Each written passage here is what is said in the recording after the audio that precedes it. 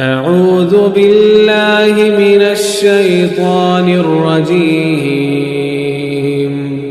بسم الله الرحمن الرحيم الحمد لله نحمده ونستعينه ونستغفره ونؤمن به ونتوكل عليه ونعوذ بالله من شرور أنفسنا ومن سيئات أعمالنا من يهده الله فلا مضل له ومن يضلل فلا هادي له وأشهد أن لا إله إلا الله وحده لا شريك له وأشهد أن محمدا عبده ورسوله أما بعد فإن خير الحديث كتاب الله وخير الهدي هدي محمد صلى الله عليه وسلم وشر الأمور محدثاتها وكل محدثة بدعة وكل بدعة ضلالة وكل ضلالة في النار. أعوذ بالله من الشيطان الرجيم بسم الله الرحمن الرحيم. هو الله الذي لا إله إلا هو عالم الغيب والشهادة هو الرحمن الرحيم. هو الله الذي لا إله إلا هو الملك القدوس السلام المؤمن المهيمن العزيز الجبار المتكبر سبحان الله عما يشركون. هو الله الخالق البارئ المصور له الأسماء الحسنى يسبح له ما في السماوات والأرض وهو العزيز الحكيم. وقال الله تبارك وتعالى في موضع آخر بسم الله الرحمن الرحيم. يا أيها الذين آمنوا كتب عليكم الصيام كما كتب على الذين من قبلكم لعلكم تتقون. رب اشرح لي صدري ويسر لي أمري واحلل عقدة من لساني يفقهوا قولي. رب اشرح لي صدري ويسر لي أمري واحلل عقدة من لساني يفقهوا قولي.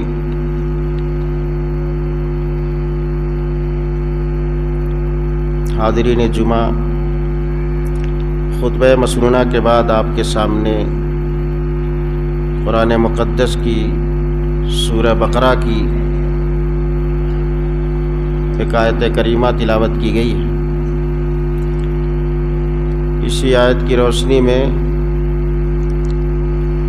رمضان کے تعلق سے چند بنیادی باتوں کی طرف میں اشارہ کروں گا. اللہ تبارک و تعالی ہمیں کہنے سننے سے زیادہ عمل کرنے کی توفیق بخشے، آمین. رمضان کا مہینہ آ چکا ہے اور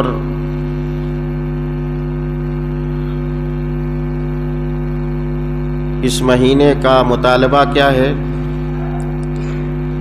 روزہ رکھنا. روزہ کیوں رکھا جاتا ہے؟ تاکہ تقوی پیدا ہو جائے، آدمی متقی بن جائے، جیسا کہ آیت کریمہ کے اندر بھی فرمایا گیا لعلکم تتقون.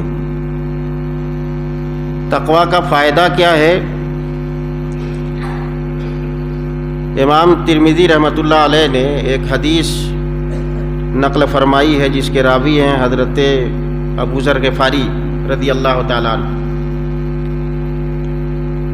حدیث سنیے. ان ابی ذر الغفاری رضی اللہ تعالیٰ عنہ قال قال لی رسول اللہ صلی اللہ علیہ وسلم اتق اللہ حیث ما کنت واتبع السیئۃ الحسنۃ تمحها وخالق الناس بخلق حسن.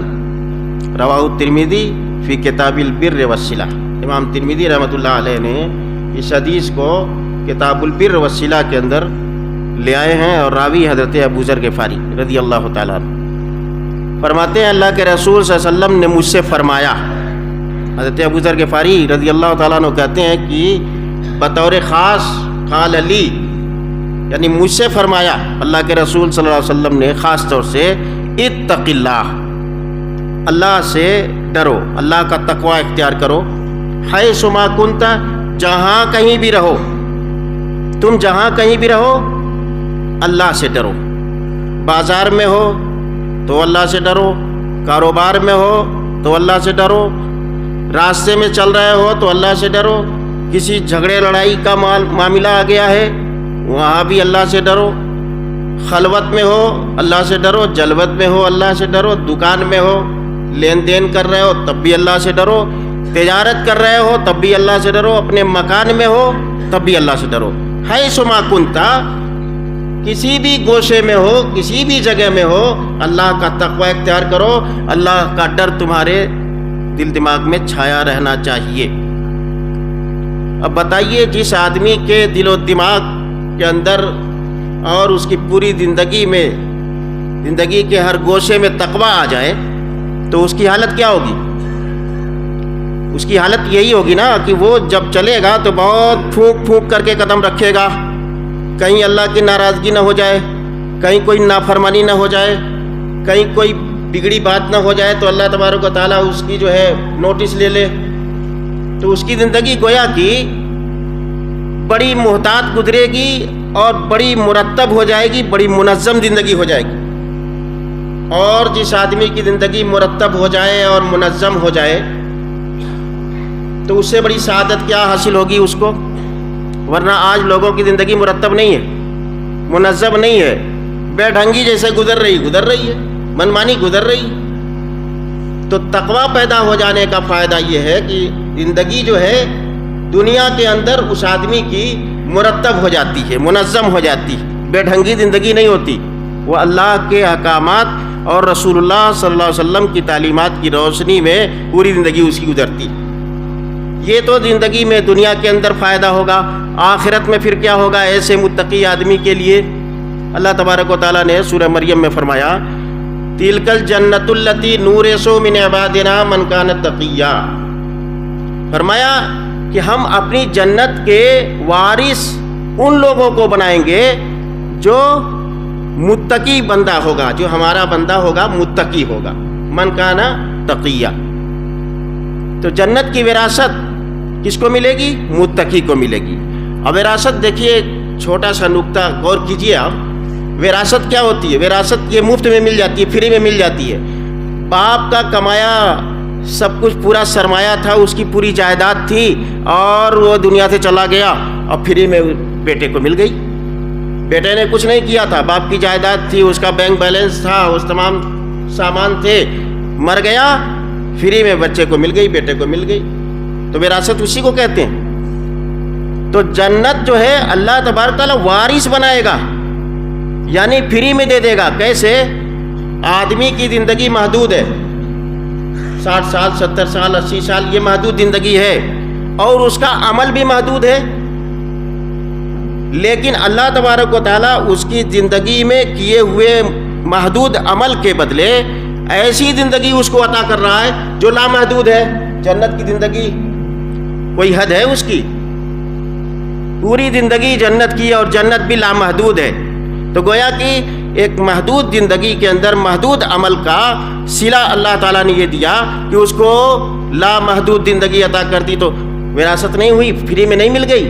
گویا معلوم یہ ہوا کہ تمہارا عمل جو ہے اتنا خراب ہے، اتنا ناقص ہے کہ اس عمل کے بدلے تم کو جنت نہیں دی جا سکتی، تم کو جنت کا وارث بنا دیا گیا۔ تو یہ اللہ کا فضل ہے، اللہ کا احسان ہے، اس کا رحم و کرم۔ تو اللہ نے فرمایا کہ جنت کے ہم وارث کس کو بنائیں گے؟ جو متقی بندے ہوں گے۔ پھر دوسری جگہ دیکھیے آخرت میں کیا ہوگا متقیوں کے لیے۔ آپ نے سنا ہوگا، پڑھا بھی ہوگا، جانتے ہیں اچھی طریقے سے، پل صراط سے گزرنا ہوگا۔ چھوٹے بڑے، مرد عورت، نبی ہو، ولی ہو، امتی ہو، صالح ہو، صحابی ہو، تابعی ہو، سب کو، دنیا میں جتنے لوگ آئے ہیں سب کو پل صراط سے گزرنا ہے۔ سورہ مریم میں اللہ نے فرمایا وَإِن مِّنكُمْ إِلَّا وَارِدُهَا كَانَ عَلَىٰ رَبِّكَ حَتْمًا مَّقْضِيًّا۔ یہ اللہ تعالیٰ کا حتمی فیصلہ ہے۔ گویا اللہ نے قسم کھا لی ہے، حتمی فیصلہ کر لیا ہے کہ دنیا میں جو بھی آیا ہوا ہے چاہے وہ نبی ہی کیوں نہ ہو، پل صراط سے اس کو گزرنا ہے. جہنم کے اوپر وہ پل صراط ہے اور اسی سے گزر کر کے اوپر جنت ہے. اب وہاں پہ گزر کر کے جانا ہے، ہر آدمی گزرے گا وہاں، یہ تو ضروری ہے. لیکن جو متقی ہوں گے ان کا کیا حال ہوگا؟ اب پل صراط سے گزر رہا ہے آدمی. اللہ فرماتے ہیں ثم ننجی الذین اتقوا ونذر الظالمین فیہا جثیا. ہم بچا لیں گے گرنے سے، پل صراط پر اس کو اچھی طریقے سے گزار دیں گے. کن لوگوں کو؟ ننجی الذین اتقوا، جنہوں نے تقوی اختیار کیا ہوگا، جنہوں نے زندگی کے اندر ہمارے تعلیمات کے مطابق جو ہے زندگی گزاری ہوگی، ہمارا تقوی، ہمارا خوف اور ہماری خشیت اس کے پوری زندگی میں ہوگی. جو متقی لوگ ہوں گے ہم ان کو بچا لیں گے. حدیث میں آتی ہے اس کی تفسیر جو ہے کہ بہت سے ایسے انبیاء وغیرہ تو ایسے گزریں گے کہ جیسے ہوا، ان کے بعد ان کے کم کے درجے کے لوگ تھوڑا سا رک کر کے گزریں گے، پھر اسی طریقے سے کم درجے والے لوگ وہی صحیح جو اٹک کے لیکن گزر جائیں گے. کافر لوگ جو ہوں گے ان کے بارے میں اللہ نے فرمایا وَنَذْرُ الظَّالِمِينَ فِيهَا جَثِيًّا. جو ظالم لوگ ہوں گے، مشرک اور کافر اور ملحد اور فاسق لوگ، منافق لوگ، یہ لوگ کیا ہوں گے؟ ہم ان کو گھٹنوں کے بل گرا دیں گے. وہیں پہ گھٹنوں کے بل اسی پہ گرا دیں گے، یہیں بیٹھے رہو، تم کو گزارا نہیں جائے گا، تم کو جہنم میں ڈال دیا جائیں گے. اسے گر کر کے وہ جہنم میں چلے جائیں گے. تو معلوم یہ ہوا کہ زندگی کے اندر دنیا میں مومن اور متقی آدمی کی زندگی مرتب ہو جاتی ہے اور آخرت میں اس کو جنت وراثت میں ملتی ہے. پل صراط سے بھی اس کو آسانی سے پار کرا دیا جائے گا.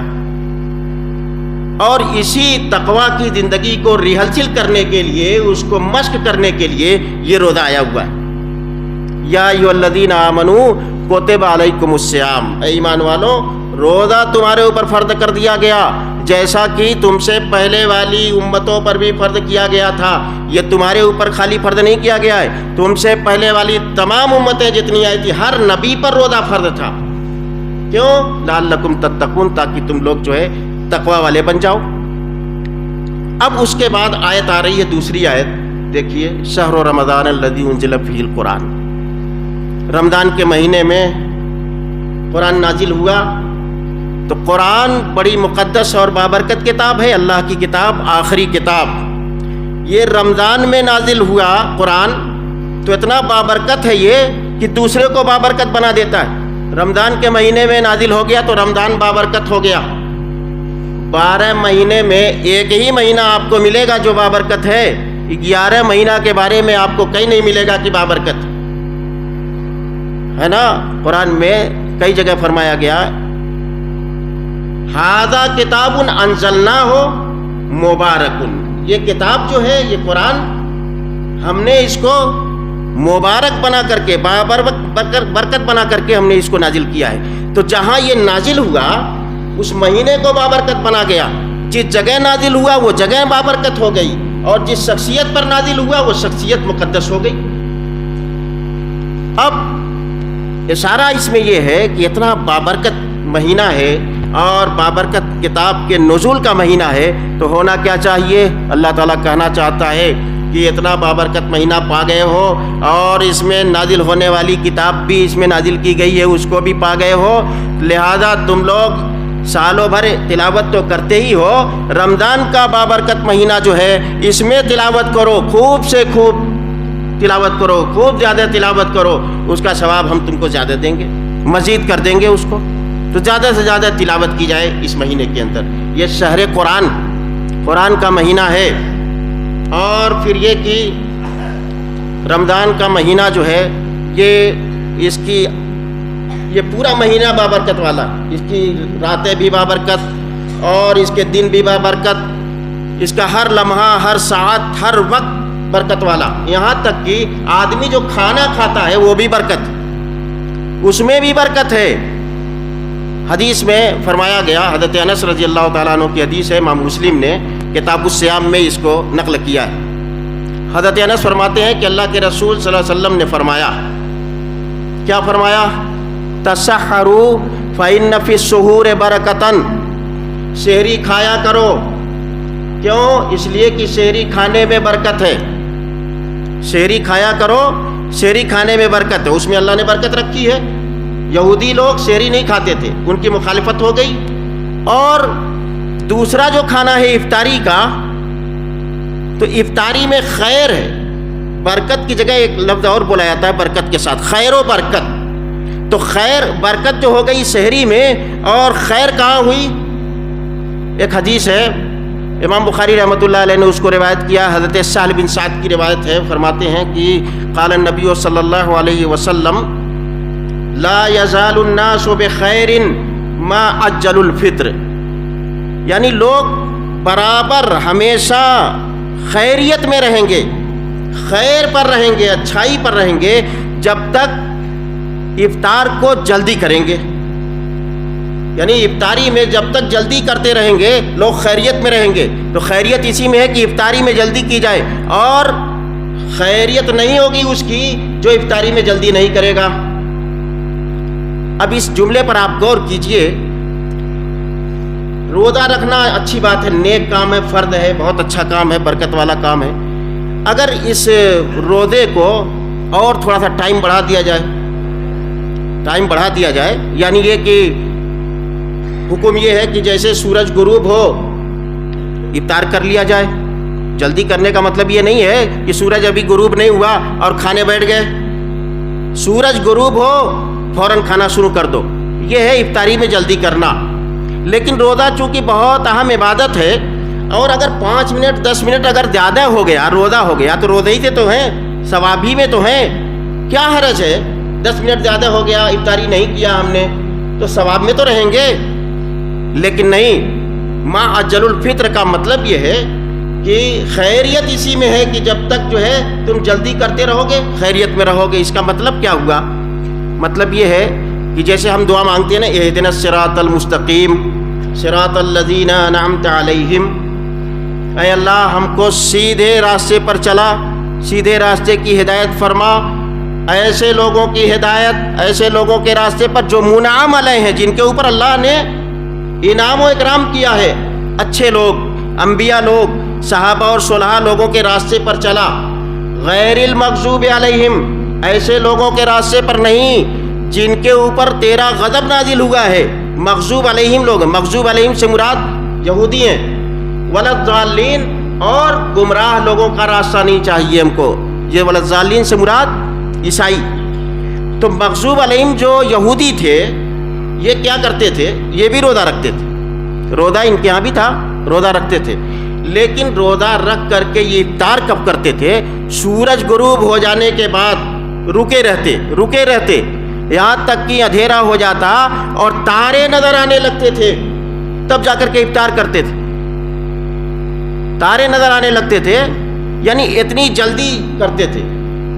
تو یہ لوگ بتانا کیا چاہتے تھے یہودی، کہ اللہ تبارک و تعالیٰ نے بھی کیا حکم دیا ہے، 12 گھنٹہ کوئی گھنٹہ ہے، 12 گھنٹہ بھوکا رہنا کوئی بڑی بات تو نہیں ہے، معمولی بات ہے۔ اللہ تعالیٰ نے ہم کو اگر 24 گھنٹہ بھوکا رکھنے کے لیے کہہ دے تو ہم 24 گھنٹہ بھوکا رہیں گے، نہیں کھائیں گے پیئیں گے۔ بتانا یہ مقصود تھا ان کا کہ ہمارے پاس اتنی طاقت ہے، ہم پاورفل۔ 12 گھنٹہ کیا ہے؟ کچھ نہیں، 24 گھنٹہ حکم دے دیتا تو 24 گھنٹہ ہم لوگ جو ہے بھوکے رہتے۔ اسی لیے وہ دیر کر کے، وہ بتانا چاہتے تھے دیر کر کے جو افطاری کرتے تھے کہ ہمارے پاس طاقت ہے، ہم 24 گھنٹہ سے بھی زیادہ اہلیت اور قابلیت رکھتے، استطاعت رکھتے ہیں کہ روزہ رکھ دیں۔ 12 گھنٹہ کیا چیز ہے؟ کوئی چیز نہیں ہے۔ اللہ تبارک و تعالیٰ نے کہا کہ عبادت وہ نہیں ہے کہ تم 24 گھنٹہ اور 48 گھنٹہ رکھو، ہمیں ٹائم مراد مطلوب نہیں ہے، ہمیں رضامندی، اطاعت و فرما برداری مراد مطلوب۔ عبادت یہ ہے کہ ہم جو کہیں فوراً کرو، ہم کہیں کہ بیٹھ جاؤ تو بیٹھ جاؤ، ہم کہیں کھڑے ہو جاؤ تو کھڑے ہو جاؤ، یہ ہے عبادت، یہ اطاعت، اتباع رسول۔ ایک مرتبہ اللہ کے نبی صلی اللہ علیہ وسلم خطبہ دے رہے تھے اور دوران خطبہ کوئی جملہ آ گیا، بیٹھ جاؤ، بول رہے تھے، جملہ آ گیا بیٹھ جاؤ۔ اب جو ہے چوکھٹ کے پاس ایک صحابی پہنچے، حضرت عبداللہ بن مسعود رضی اللہ تعالیٰ عنہ، ابھی چوکھٹ پھلانگ ہی رہے تھے کہ آپ کی آواز بیٹھ جاؤ کہ ان کے کانوں میں پڑ گئی، وہیں بیٹھ گئے، چوکھٹی میں بیٹھ گئے۔ یہ ہے اتباع اور فرما برداری، یہ ہے اللہ نے جو حکم دے دیا فوراً وہی کرو۔ یہ نہیں ہے کہ 5 منٹ ابھی تھوڑا سا احتیاط کر لو، ابھی پتہ نہیں ڈوبا کہ نہیں ڈوبا، یا یہ کہ تھوڑا سا اندھیرا ہو جائے اور یہ جو بال وغیرہ رواں وغیرہ جو ہے یہ چھپ جائے۔ یہ مغضوب علیہم کا طریقہ، اسی لیے یہودیوں کو خیر سے الگ کر دیا گیا۔ یہ خیریت میں نہیں رہے، خیریت میں وہ لوگ رہیں جو جلدی افطار کریں گے، اور جن لوگوں نے افطار کو دیر کر دیا وہ خیریت سے ہٹ گئے، یہودی ہوں چاہے یہودیوں کے پیروکار ہوں یا یہودیوں کے نقش قدم پر چلنے والے لوگ ہوں، سب کے سب جو ہے خیریت سے ہٹے ہوئے۔ اب اس کے بعد اللہ تبارک و تعالیٰ نے تیسری آیت فرمائی، وَإِذَا سَأَلَكَ عِبَادِي أَنِّي قَرِيبٌ فَإِنِّي أُجِيبُ، کہ جب اللہ تبارک و تعالیٰ سے کوئی بندہ سوال کرتا ہے، مجھ سے جب کوئی سوال کرتا ہے، یعنی دعا کی بات آئی، اسی بیچ میں دعا، پورا رکوع جو ہے فضائل اور مسائل بیان کرنے کے بعد اور پھر رمضان کی جو ہے فضیلت بیان کی، پھر اس کے بعد خیر و برکت بتایا، اور پھر اس کے بعد دعا اسی بیچ میں لے آئے۔ کیوں دعا کے لے آئے؟ کہ اگر کوئی بندہ مجھ سے سوال کرتا ہے تو میں اس کے سوال کو جو ہے قبول کرتا ہوں، کیونکہ میں بہت قریب ہوں، مجھ کو پکارو میں تمہاری پکار سنوں گا۔ یہ دعا کا جو جملہ لایا اللہ تبارک تعالیٰ نے، کیوں؟ رمضان المبارک کے مہینے کی جو آیات ہے، جو سیاق چل رہا ہے، اس میں دعا لانے کا مطلب یہ ہے کہ یہ رمضان کا مہینہ سالوں بھر تم دعا کرتے رہتے ہو، یہ مہینہ ایسا بابرکت ہے، ایسا فضیلت والا، اس میں دعا کرو گے میں قبول کروں گا، میں تمہاری دعا قبول کروں گا۔ لہذا اس مہینے میں زیادہ سے زیادہ اللہ تبارک و تعالیٰ سے جائز دعا مانگی جائے، اپنے لیے، اپنے خاندان کے لیے، اپنے گھر کے لیے، اپنے پڑوسیوں کے لیے، اپنے جو ہے دوست و احباب کے لیے، نماز کے تعلق سے، عبادات کے تعلق سے، اور اسی طریقے سے معاشی زندگی کو بہتر بنانے اور ملک کی سالمیت کے تعلق سے دعا مانگی جائے، اللہ تبارک و تعالیٰ قبول کرے گا۔ یہ مہینہ دعاؤں کا مہینہ ہے۔ پھر اس کے بعد اللہ نے فرمایا اسی آیت کے بعد، وَأَنْتُمْ عَاكِفُونَ فِي الْمَسَاجِدِ، اعتکاف کرنے کا، اعتکاف مسجد میں ہوتا ہے، گھر میں اعتکاف نہیں ہوگا، اور مردوں پر جیسے اعتکاف جائز ہے، مرد بھی اعتکاف کر سکتے ہیں، عورت کے لیے بھی اگر مسجد میں ایسی جگہ محفوظ جگہ ہے تو عورت بھی مسجد میں اعتکاف کر سکتی ہے، گھر کے اندر اس کا بھی اعتکاف نہیں ہے۔ تو اللہ تبارک تعالیٰ نے فرمایا کہ تم لوگ سال بھر تک مسجد میں آنا جانا کرتے ہو، رمضان میں ذرا اور تمہارا آنا جانا بڑھ جاتا ہے، تلاوت قرآن، ذکر و اذکار، توبہ، استغفار، عبادات وغیرہ سب کچھ، تراویح وغیرہ بڑھ جاتا ہے، لیکن گھر بھی جاتے ہو اور یہاں بھی آتے ہو، لیکن کیا کرو، 10 دن اب میرے لیے خاص کر دو، میرے پاس آ جاؤ، میرے پاس آ جاؤ، 10 دن چھوڑ دو تم اپنا گھر بار، اپنے بیوی بچوں کو، پریوار کو چھوڑ دو، اپنا کاروبار چھوڑ دو، آ جاؤ 10 دن میرے دربار میں آ جاؤ، میرے ساتھ آ جاؤ، میرے قریب ہو جاؤ، میرے قریب ہو جاؤ، اعتکاف کر لو، مجاور بن جاؤ میرے، میں تمہاری دعا قبول کروں گا، جو مانگو گے قبول کروں گا۔ اب اس کے تذکرے کے بعد آخر میں بڑی خطرناک چیز اللہ تبارک و تعالیٰ نے بیان، آخر رکوع جہاں ختم ہو رہا ہے، یا ایھا الذین آمنوا، فرمایا کہ یا ایھا الناس لا تاکلوا اموالکم بینکم بالباطل، اے لوگوں تم اپنے درمیان ایک دوسرے کا مال حرام طریقے سے مت کھاؤ۔ مطلب یہ ہے کہ رمضان کا جو روزہ تم نے رکھا ہے، جو عبادات کی ہیں، جو ذکر و اذکار کیا ہے، جو تراویح پڑھی ہے، جو تہجد پڑھی ہے، قرآن کی تلاوت کیا ہے، بہت ساری عبادتیں تم نے کی ہے، خیر و برکت لوٹ کے رکھا ہے، یہ ایسی چیز ہے، اس سے بچ کر کے رہنا، ورنہ تمہاری پورے روزے کی عبادت خراب ہو جائے گی، پورا روزہ خراب، فرائض خراب، سنن خراب، نوافل خراب، اور اسی طریقے سے ذکر و اذکار، توبہ، استغفار اور تلاوت قرآن سب پر پانی پھر جائے گا۔ حرام روزی کھانے سے بچ جانا۔ امام طبرانی رحمۃ اللہ علیہ نے اپنی کتاب معجم کے اندر ایک لمبی حدیث ذکر کی ہے، اور بڑی ہی بہترین حدیث ہے اور بڑی سبق آموز حدیث. حضرت ابو ہریرہ رضی اللہ تعالیٰ عنہ کی روایت ہے، غالباً مجھے راوی کے بارے میں شک آ رہا ہے. حضرت عبداللہ بن عباس رضی اللہ تعالیٰ عنہ کی روایت. عبداللہ بن عباس کہتے ہیں تولیت حاضل آیت عند رسول اللہ صلی اللہ علیہ وسلم.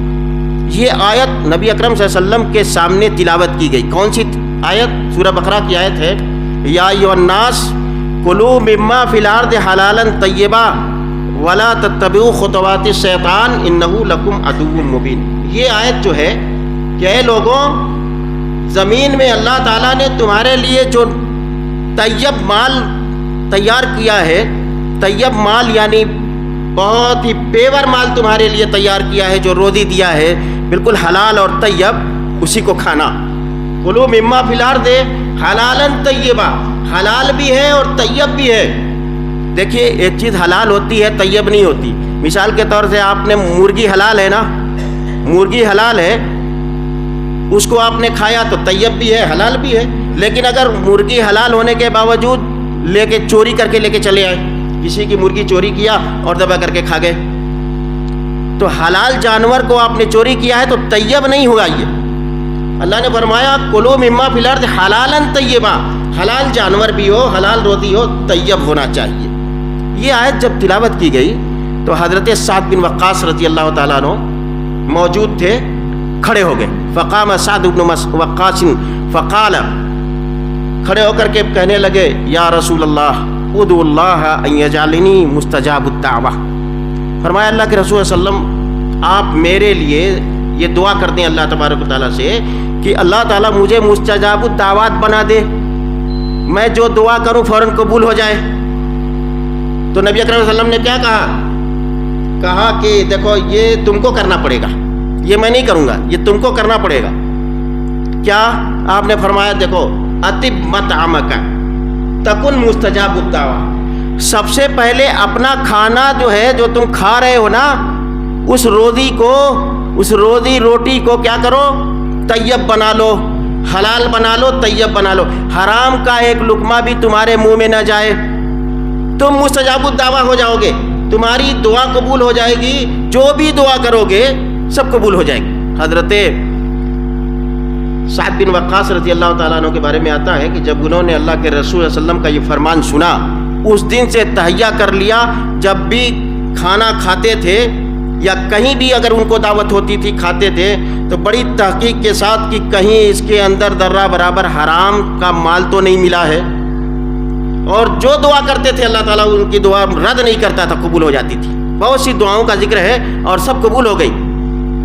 اللہ کے نبی نے فرمایا والذی نفس محمد بیدہ، قسم ہے اس ذات پاک کی جس کے ہاتھ میں محمد صلی اللہ علیہ وسلم کی جان ہے، ان العبد لیقذف اللقمۃ الحرام فی جوفہ. کہا کہ کوئی بندہ لقمہ حرام یعنی حرام لقمہ اپنے پیٹ میں اگر ڈالتا ہے تو کیا ہوگا؟ ما یتقبل منہ 40 یوما، ما یتقبل منہ عمل 40 یوما، 40 دن اس کا کچھ بھی قبول نہیں کیا جاتا، نہ فرائض، نہ نوافل، نہ سنن، نہ روزہ، نہ نماز، نہ زکوٰۃ، نہ حج، نہ اور عمرہ، نہ کچھ بھی اس کا 40 دن. روزہ کتنے دن کا ہے؟ 30 دن کا، 10 دن اور بڑھ گیا. اور فرمایا کہ من نبت لہو لحمہ من السحت والربا فالنار اولا بہ. جس آدمی کا گوشت یعنی تن بدن موٹا ہو گیا ہو، پلا بڑھا ہو، کھا پی کر کے موٹا ہو گیا ہو، کس سے؟ حرام پیسے سے، حرام غذا سے اور سود کے پیسے سے اس نے اپنے آپ کو خوب موٹا تازہ کیا ہے کھا کھا کر کے، تو آگ اس کے لیے زیادہ بہتر ہے. فالنار اولا بہ، آگ اس کے لیے زیادہ بہتر. لہذا ضرورت اس بات کی ہے کہ رمضان کا یہ جو روزہ اور اس کا مہینہ آیا ہوا ہے، اس کی عبادت جو کچھ ہو رہی ہے، تمام عبادتوں کے ساتھ ساتھ جو منہیات ہیں، اجتنابات، ڈاکٹر کے آپ جائیں گے دنیا بھر کی دوا دے گا، یہ دوا وہ دوا، پھر اس کے بعد ٹائمنگ بتائے گا، پھر اس کے بعد پرہیز بتائے گا، یہ مت کھانا بھائی نہیں تو تمہاری دوا کا کوئی اثر نہیں ہوگا، بیماری صحیح نہیں ہوگی. تو اللہ نے تمام چیزیں بیان کرنے کے بعد پرہیز بتا دیا، آداب بتایا، یہ کام کرو گے تو تمہارا روزہ جو ہے خراب ہو جائے گا، تمہاری نمازیں خراب ہو جائیں گی، تمہارے نوافل اور سنن، تلاوت قرآن، ذکر و اذکار سب خراب ہو جائیں گے. لہذا حرام مال سے اپنے آپ کو بچا کے رکھنا. ہماری پیور عبادت اللہ کے یہاں پہنچے گی. اللہ تبارک تعالی ہمیں اس بات کی توفیق عطا فرمائے. اور آج سے روزہ شروع ہے، اللہ تعالی ہمیں توفیق دے کہ ہم پورا خلوص کے ساتھ اور اچھے اعمال کے ساتھ جو ہے ہم تیری بارگاہ میں روزے کو پیش کریں. اور جو عبادتیں اللہ تو نے اس رمضان کے مہینے میں رکھی ہیں اچھی طریقے سے خلوص دل کے ساتھ کرنے کی توفیق عطا فرما. آمین ثم آمین. وآخر دعوانا